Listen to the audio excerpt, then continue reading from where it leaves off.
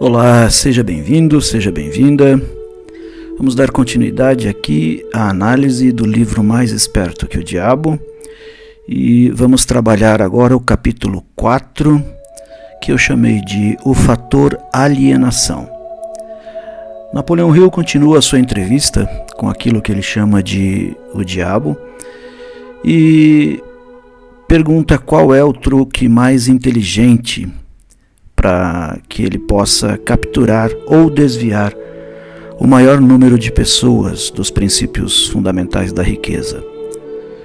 E aqui é interessante porque a gente começa a ter um aprofundamento nas questões de consciência, nas questões de crença, na questão direcionada ao hábito, aquilo que nos toma diariamente e que praticamente nos desvia dos aspectos primordiais da construção da nossa riqueza, do conhecimento que é necessário para que os hábitos não nos tomem por completo. E a resposta, eu vou chamar de ego, a resposta do ego basicamente é um conceito fundamental que ele chama de princípio do hábito. O princípio do hábito é aquilo que se faz repetidamente. Então, ele vai definir como dois hábitos principais desses princípios mentais que controlam a mente das pessoas em seu cotidiano, na sua vida, de uma maneira que fique tão natural que dificilmente nós conseguimos perceber isso no cotidiano. E isso, eu vou dizer para vocês, está tão arraigado na nossa consciência, no nosso dia a dia, que realmente passa por uma habitualidade, por uma questão comum do nosso dia a dia.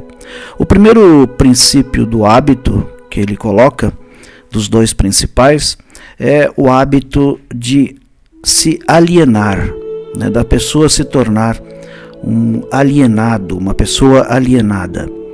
E o que é um alienado? Basicamente, aquela pessoa que se deixa ser influenciada e controlada pelas circunstâncias externas de sua mente. Para quem está acompanhando um curso em milagres, vai perceber que no curso em milagres fala-se muito mesmo da questão da mente, de como que a mente ela pode nos colocar numa condição certa ou numa condição errada. Aquele que está pautado pelo princípio do hábito da alienação, que se permite ser influenciado pelas circunstâncias, pelas situações, pelas pessoas, ele associa-se diretamente ao hábito de permitir que as crenças, aquilo que ela aprendeu na sua infância e às vezes até ainda na barriga da mãe, de ocupar a sua mente como se o pensamento fosse dela própria, mas que na verdade é um pensamento do meio ou das pessoas com quem ela convive ou conviveu durante a sua infância, durante a sua adolescência, a sua juventude. Chega na maturidade, esse hábito está tão arraigado na sua consciência que ela já não questiona mais, ela vive com aquilo como se fosse dela própria.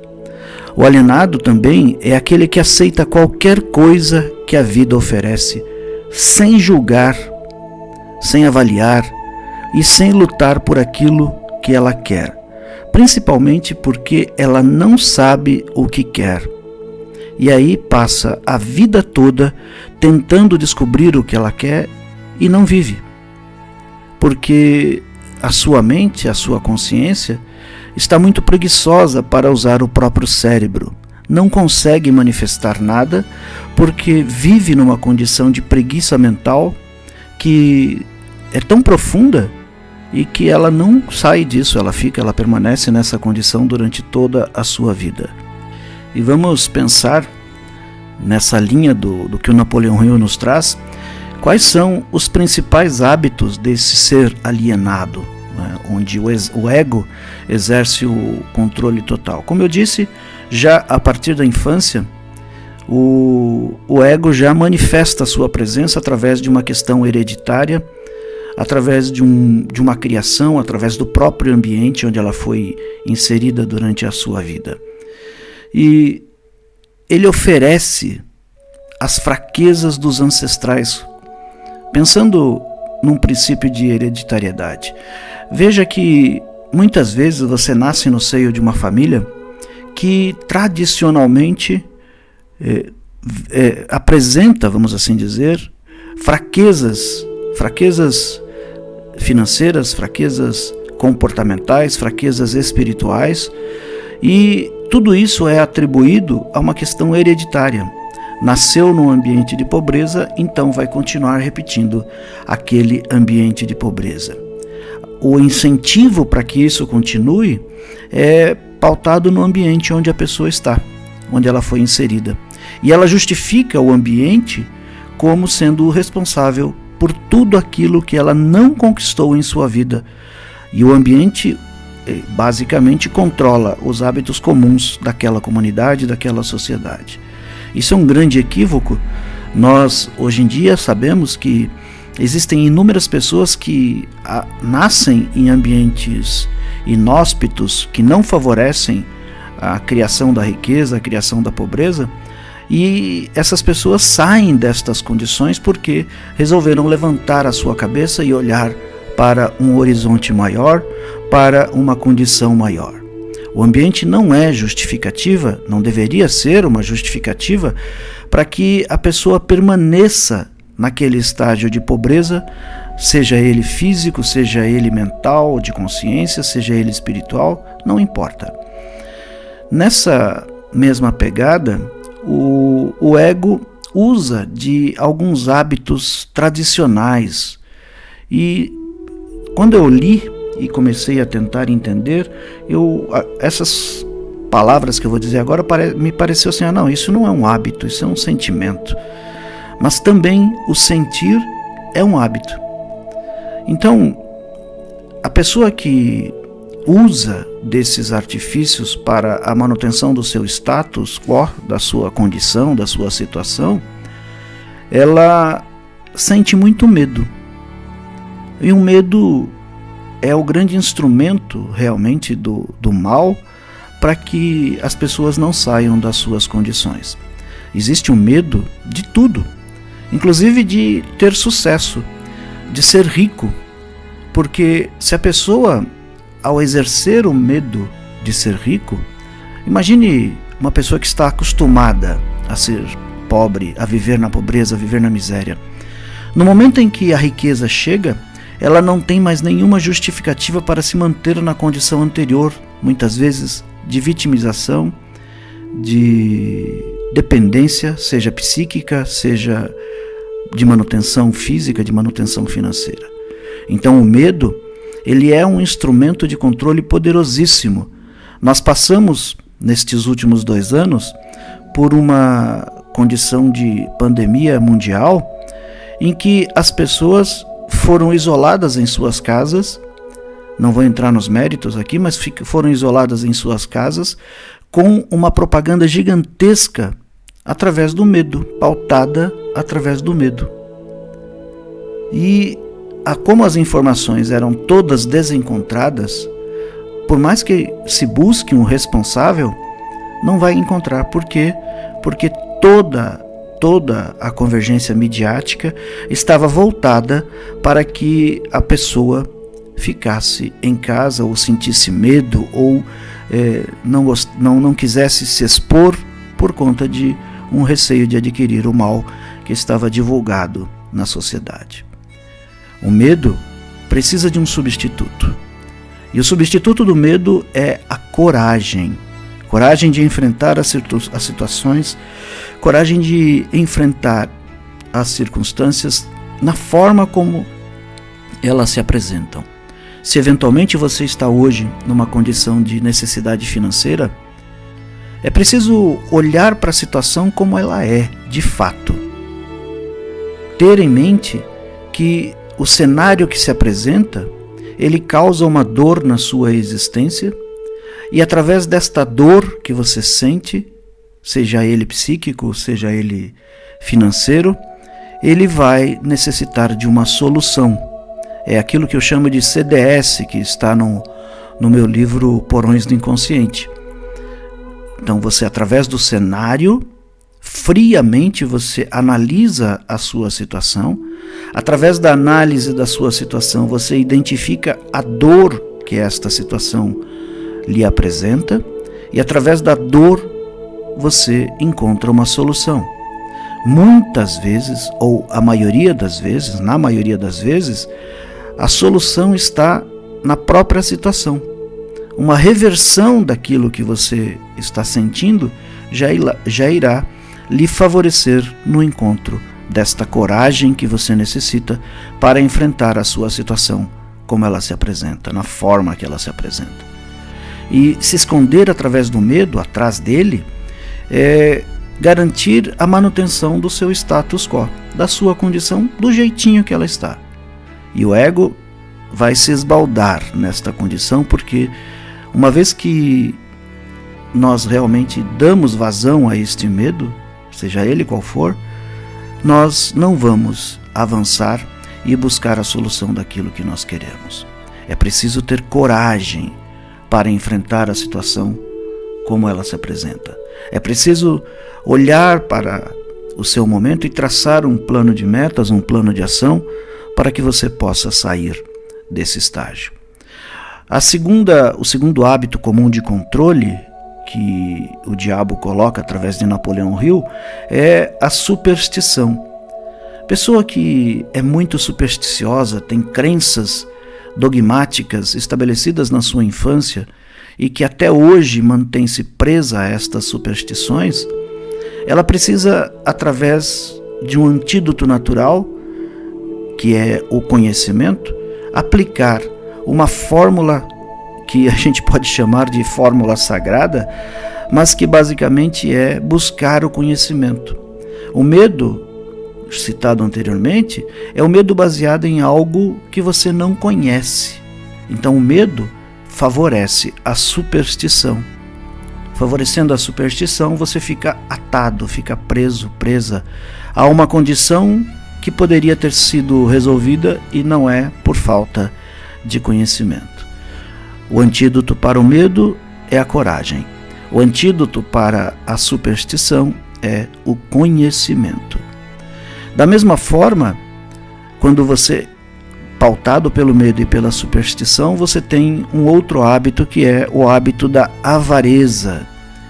A avareza é um princípio de acumulação, ou seja, eu ganho e não dou nada para ninguém, não compartilho com absolutamente ninguém e fico preso, atado a um círculo vicioso, melhor dizendo, que não me leva a lugar nenhum. O antídoto da avareza é a generosidade.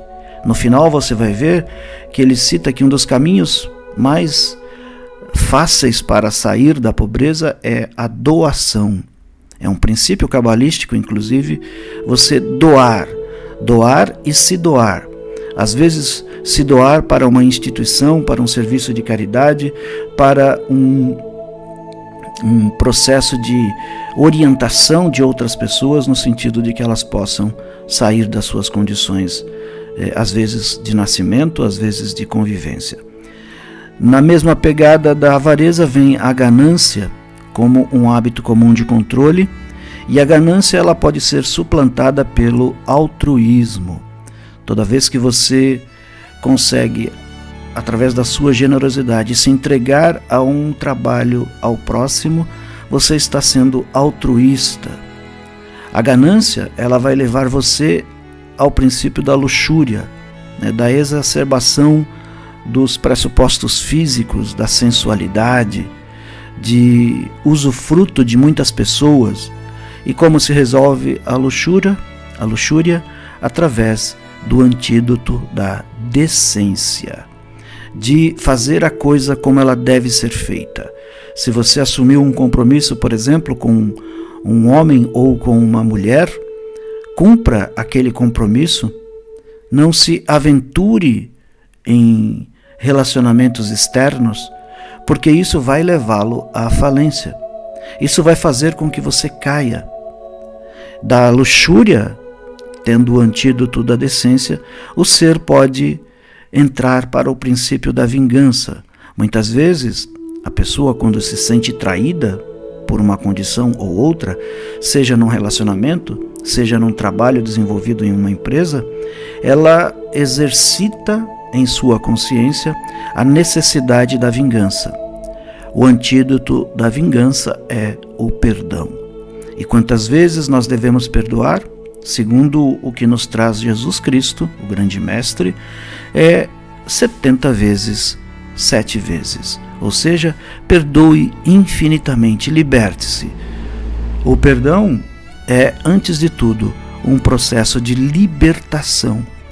Quem perdoa se liberta do vínculo psicológico, do vínculo espiritual que estabeleceu com outra pessoa.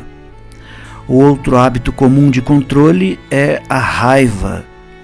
A pessoa que vive em luxúria, que vive com um sentimento de vingança, ela normalmente é uma pessoa raivosa, traz em si uma mágoa profunda, traz em si uma dor profunda e acha que através da raiva ela vai poder resolver todos os problemas de sua vida. Mas, com o passar do tempo, ela vai perceber que não é assim. Ela vai perceber que a raiva só vai trazer mais dor, mais desejo de vingança, mais um aprofundamento na sua luxúria, na ganância e principalmente no medo. O medo é o pai da raiva. Como se resolve a raiva? Através do antídoto da serenidade, do silenciar a mente, do fazer com que sua mente se conecte a um princípio maior, a um princípio de ascensão espiritual, de um princípio de consciência de si próprio na relação que estabelece com o mundo.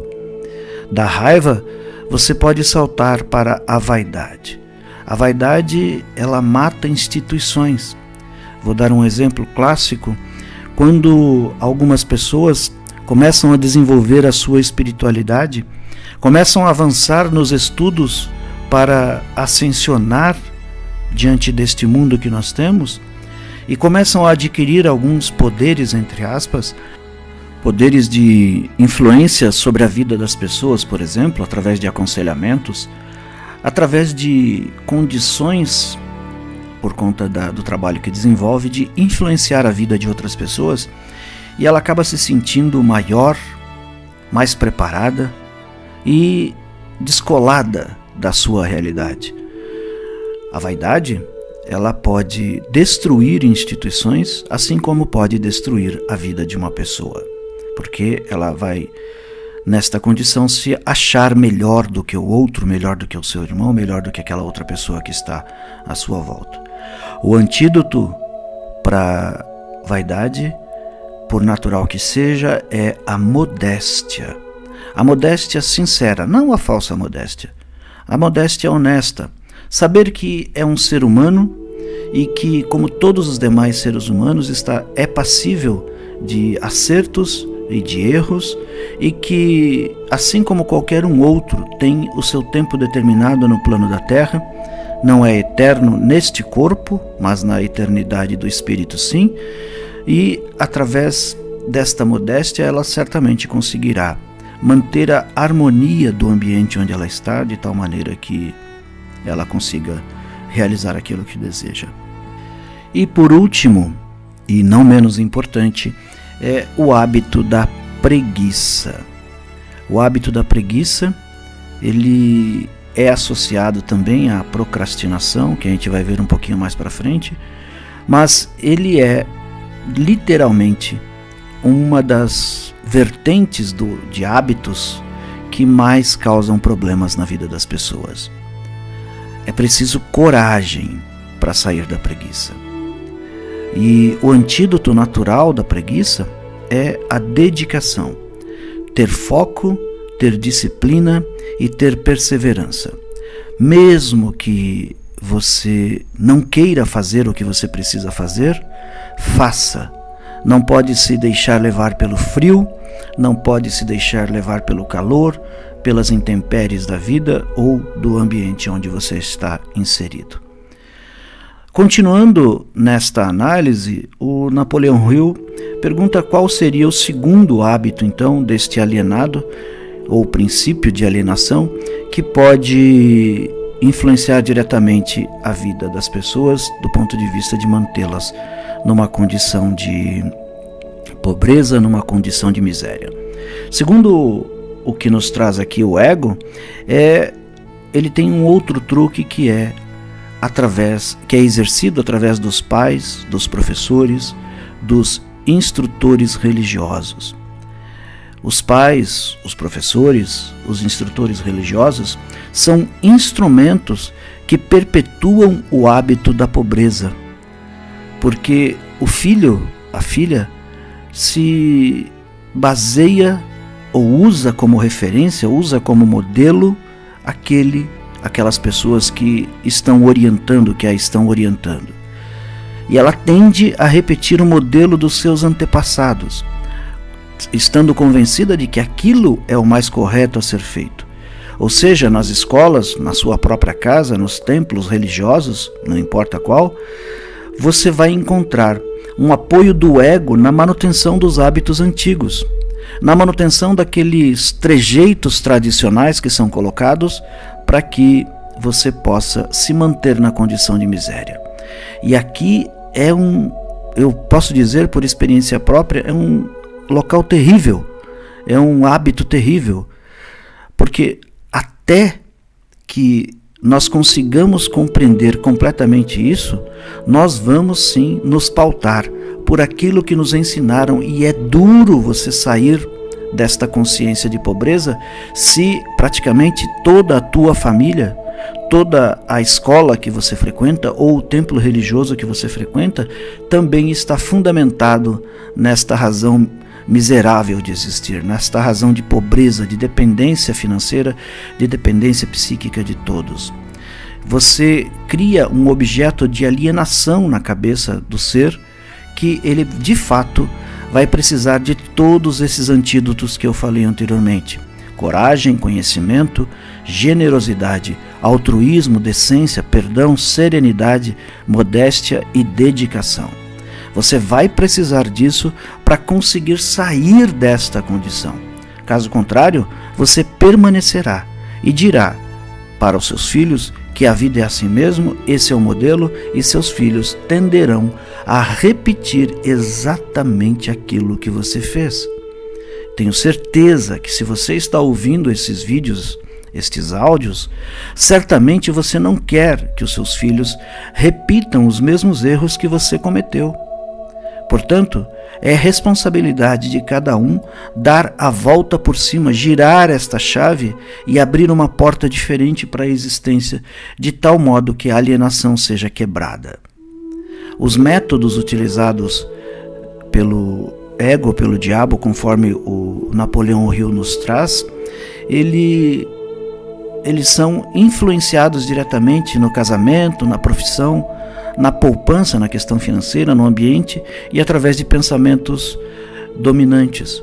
Por exemplo, no casamento, a perpetuação deste modelo de alienação é estabelecida através das brigas, através das desavenças, pelos mais ínfimos motivos. Pode ser, por exemplo, pela falta de dinheiro, pode ser pelos ciúmes, pode ser por uma necessidade que um tem de se tornar superior ao outro e não estabelecer uma relação harmônica, onde todos da família se foquem, se concentrem num objetivo comum. Já na profissão, a pessoa compreende que ela vai trabalhar só pelo dinheiro, apenas para pagar as suas contas no dia a dia. Não busca nenhuma satisfação, uma intenção de fazer algo que de fato ela goste de fazer. Ali, naquela profissão estabelecida, se ela não levantar a sua cabeça, ela vai passar o resto da vida vivendo da migalha ou das migalhas que lhe são concedidas. E isso, naturalmente, induz sempre ao medo da pobreza. Você deve conhecer pessoas que trabalham com você que morrem de medo, por exemplo, de serem demitidas, porque a demissão seria o fim da sua remuneração, o fim da sua renda, e ela não enxerga a capacidade em si própria de buscar um outro meio de ganhar dinheiro que não aquele que ela está exercitando. No entanto, ao mesmo tempo, Ao mesmo tempo em que ela demonstra esse medo de ser demitida, ela não faz absolutamente nada para que ela cresça no trabalho, para que ela seja promovida ou para que ela consiga uma outra atividade que certamente irá remunerá-la muito melhor do que na condição atual. Do ponto de vista financeiro, na poupança, basicamente conectado à questão da profissão, o modus operandi de ganhar dinheiro, ela gasta sempre mais do que ganha. É quase como se fosse uma sentença de morte receber alguma remuneração maior em sua conta e desesperadamente ela já começa a gastar antecipadamente aquilo que ela nem recebeu ainda. As dívidas se assomam de tal maneira que quando o seu salário, o seu pagamento entra na conta corrente, praticamente ele é devorado. Ele desaparece imediatamente. Outro método de alienação implacado é através do ambiente. Pessoas que vivem em ambientes sem a mínima harmonia, completamente desagradável, sempre focadas em discussões, em querer se sobrepor um ao outro, e isso é alimentado por pensamentos dominantes, pensamentos baseados em negatividade. E como a negatividade é imputada nos nossos pensamentos, através das crenças que nós trouxemos das nossas infâncias, através de filmes, através de noticiários na TV, através das escolas, através dos templos religiosos. Entenda que o que Napoleão Hill está colocando aqui não é que você não deve, por exemplo, frequentar um templo religioso, não é isso, mas que você tenha um filtro muito claro se naquele ambiente está sendo exercido um processo de manipulação da sua consciência para que você permaneça na mesma condição que você veio ao mundo. O exercício de um templo religioso, de uma escola, de uma família, é impulsionar a pessoa a se desenvolver tão profundamente que ela possa se libertar. Em templos religiosos, eu sempre insisto nisso, a relação religiosa ela precisa ser de libertação e não de aprisionamento. Não de criar seitas que vão aprisionar pessoas para o resto de sua vida. É preciso entender que muitas vezes, numa determinada religião, a pessoa entra, adquire todos os conhecimentos necessários que ela pode naquele espaço, naquele tempo, e depois ela precisa seguir a sua vida, porque no final das contas, o nosso caminhar, o nosso crescer, por mais compartilhado que seja, ele é solitário. Solitário no sentido de um autodesenvolvimento. Chegamos aqui, através do nascimento, sozinhos, ainda que ajudados no parto, apoiados por espíritos, apoiados por mentores, chegamos sozinhos. Da mesma forma, sairemos daqui sozinhos. Nada levaremos daqui, a não ser aquilo que nós construímos ao longo da nossa existência, ao longo da nossa vida. E Napoleão Hill continua nesse processo e faz uma comparação dizendo que a alienação é irmã siamesa, esta expressão eu que trouxe, ela é irmã siamesa da procrastinação. E o que é a procrastinação? Basicamente, deixar para depois aquilo que eu posso ou deveria, o que é pior, fazer hoje. Quando eu deixo de fazer aquilo que eu devo fazer, certamente a coisa acontecerá sem que eu tenha ação consciente disso. E não existe nada pior no mundo do que acontecer coisas com as quais eu poderia ter me antecipado e não me antecipei. Sabendo que a mente é controlada pelos hábitos, a pobreza é uma característica dos alienados. Aqueles que pensam por si próprios, aqueles que pensam com uma leveza do seu ser, eles estão determinados a conseguir aquilo que tanto eles querem, aquilo que tanto eles objetivam na vida. E a reboque desse pensamento, e talvez você já tenha pensado sobre isso que eu vou dizer agora. Talvez você tenha sentido isso, talvez tenha sido dito a você, talvez você tenha aprendido isso em algum lugar, na sua casa, numa escola, num templo religioso, que o dinheiro é a raiz de todo o mal. Esse é o pensamento que Napoleão Hill diz que tinha e teve durante muito tempo de sua vida. Porque ele acreditava que os pobres herdarão o reino dos céus. Nesta concepção mal traduzida dos princípios bíblicos, você se torna um aprisionado, porque se os pobres herdarão o reino dos céus, os ricos irão direto para o inferno. Logo, o dinheiro é a raiz de todo o mal. Como conciliar esse tipo de pensamento quando ele é embutido, quando ele está enraizado na consciência da maioria das pessoas? As pessoas, você deve ter ouvido falar disso, que se uma pessoa é rica, ela naturalmente deve estar fazendo alguma coisa errada. Olha que concepção maluca que nos orientaram durante a nossa infância. Isso é maluco porque se os ricos vão direto para o inferno e os pobres herdarão o reino dos céus, os alienados recebem apenas aquilo que ninguém quer mais, ou seja, as migalhas. Introjetado este pensamento na consciência de quem quer que seja, que os pobres herdarão o reino dos céus, certamente a pessoa que crê nisso permanecerá pobre para o resto da vida. É preciso purificar este pensamento, é preciso conceber este pensamento de uma maneira diferente e saber que a riqueza é o bem maior que a humanidade pode construir. Olha a natureza. Tudo que Deus fez é grandioso. Não existe nada pequeno construído por Deus. Nada que Deus faz é pequeno. E quando ele olha, se você pegar ao pé da letra a Bíblia, quando ele olhou tudo o que ele fez, ele viu que era bom, era magnífico, era algo que propiciaria àqueles que viriam habitar o planeta toda a possibilidade de sua própria manutenção, sem nenhum esforço. Vamos pensar que o homem hoje vivesse apenas na natureza, tudo lhe é oferecido, ele não precisava nem semear. Naturalmente, com o desenvolvimento da humanidade, o homem passou a controlar, a administrar a natureza a seu benefício.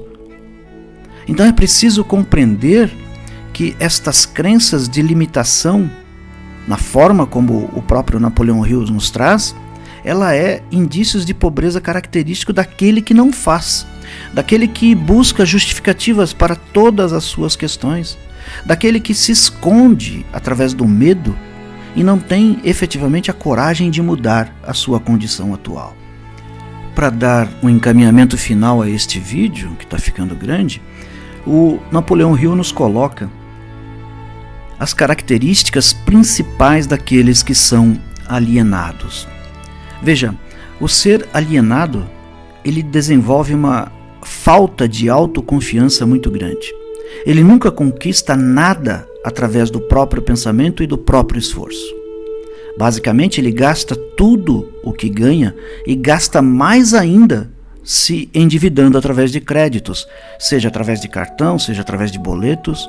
Normalmente ele fica doente ou debilitado por questões imaginárias e clamará aos céus muito profundamente quando sofre a menor dor física. Ele não se preocupa com nenhum tipo de imaginação, tem pouca imaginação, não tem entusiasmo para nenhum tipo de iniciativa, tem um temperamento explosivo, grita, briga, porque perde o controle sobre suas próprias emoções. Não desenvolve nenhum magnetismo pessoal, sendo ele sempre a correr atrás de outras pessoas, não conseguem muitas vezes manter relacionamentos saudáveis com quem quer que seja. Ele tem muitas opiniões, mas nenhum aprofundamento sobre absolutamente nada. Ele sabe de tudo, mas não conhece nada. Normalmente ele se nega a cooperar com as pessoas que estão à sua volta.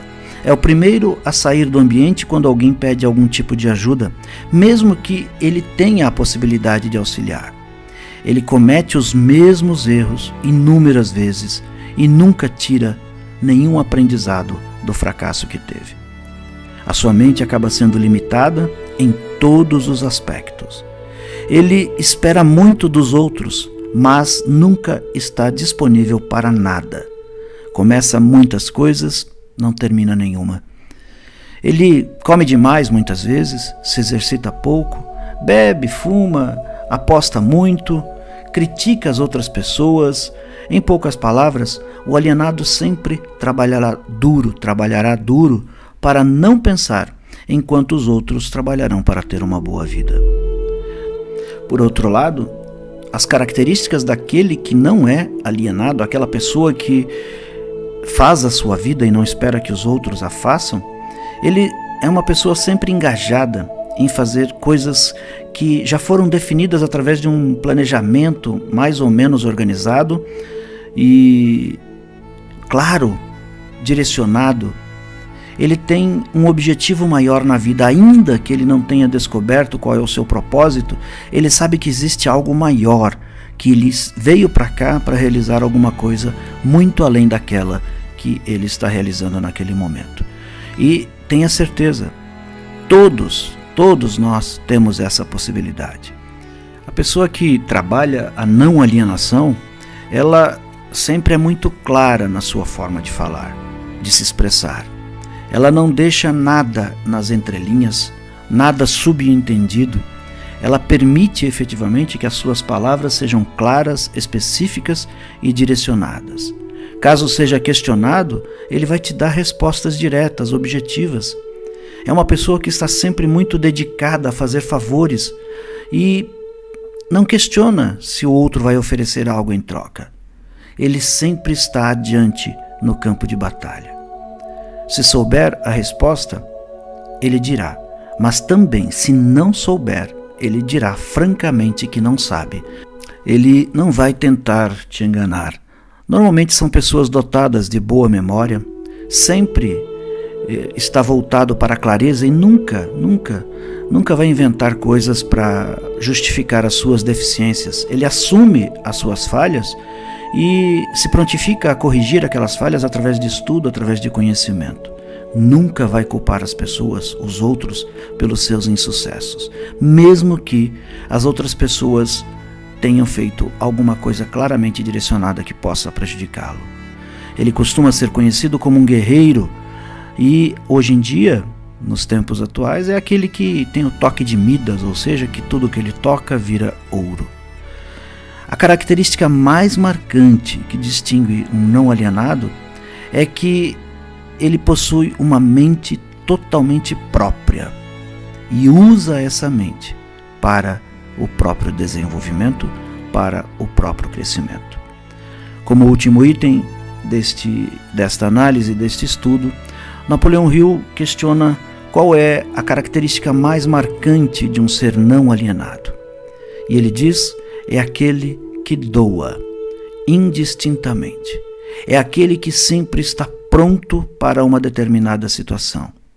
É aquele que olha para a situação e sabe que ele pode contribuir, nem que seja apenas com a presença, nem que seja apenas com o seu próprio silêncio, mas ele está ali disponível e pronto para a ação.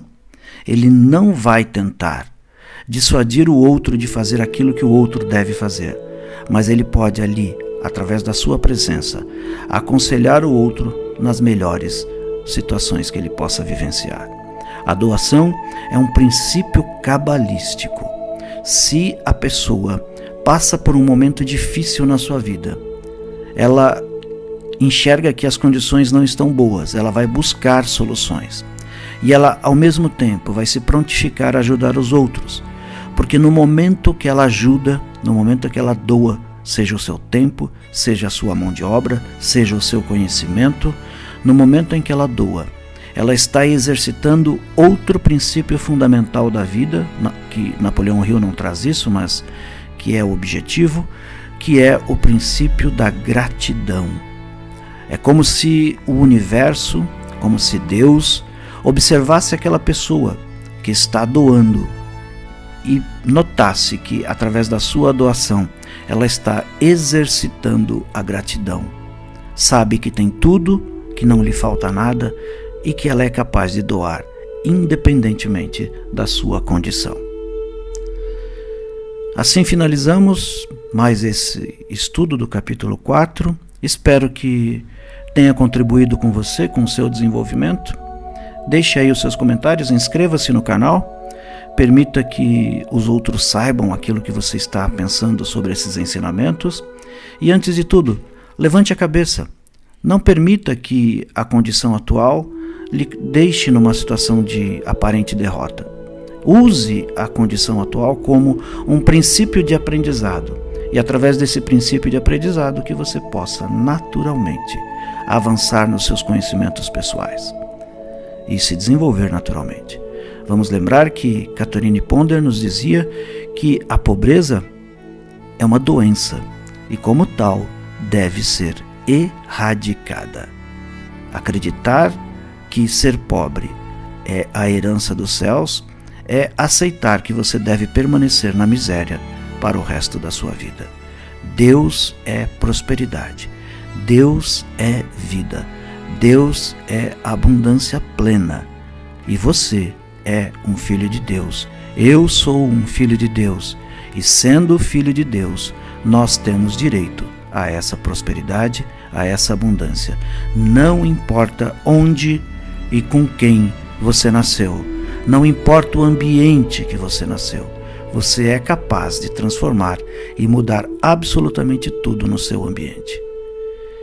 Nos encontramos no próximo vídeo e deixe aí os seus comentários, curta, compartilhe e agradeço se você puder contribuir com o canal através do Pix que eu deixo aí mencionado. Paz profunda e até o nosso próximo encontro.